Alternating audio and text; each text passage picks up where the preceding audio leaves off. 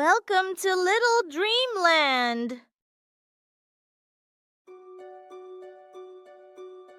एक गांव में चांदनी नाम की एक लड़की अपनी माँ के साथ रहती थी। वह बहुत नेकदिल, दयालु और जिज्ञासु स्वभाव की थी।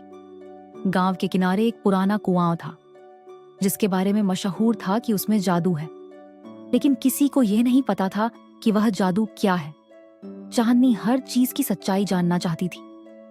एक रात चांदनी अपने घर के बाहर बैठी थी। अचानक उसे कुएं से हल्की रोशनी निकलती दिखाई दी। तभी जमीन उसके पैरों के नीचे हिलने लगी और वह कुएं में गिर गई। जब चांदनी ने आंखें खोली तो वह एक खूबसूरत वादी में थी। वहां के पेड़ चांदी के थे और घास नीले रंग की थी।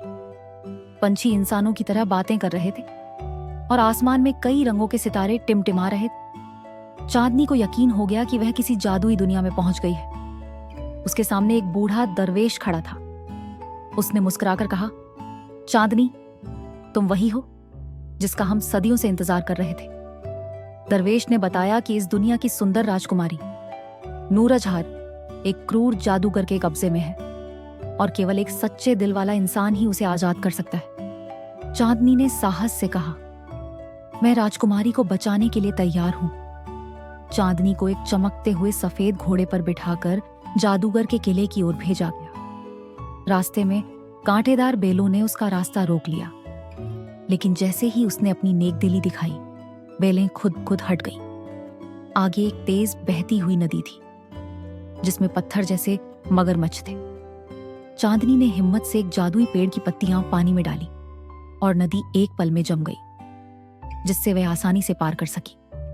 जब वह किले में पहुंची तो जादूगर ने उस पर हमला करने की कोशिश की, लेकिन चांदनी ने अपने सच्चे दिल की शक्ति से उसे हरा दिया।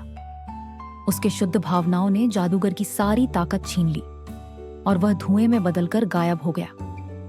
राजकुमारी नूरजहार आजाद हो गई और पूरी जादुई दुनिया खुशी से झूम उठी। दरवेश ने चांदनी का धन्यवाद किया और कहा, अब तुम्हें वापस जाना होगा, लेकिन यह दुनिया हमेशा तुम्हारे दिल में रहेगी। चांदनी ने आंखें बंद की और जब खोली तो वह अपने गांव में कुएं के पास खड़ी थी। वह आश्चर्य और खुशी से भरी हुई घर लौटी, ये जानते हुए कि उसकी जिंदगी हमेशा के लिए बदल चुकी है।